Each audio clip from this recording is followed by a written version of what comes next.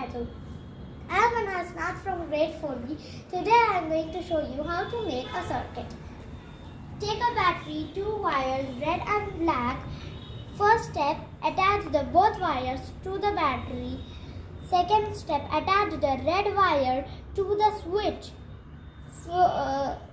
Third step, attach the black wire to the LED short leg.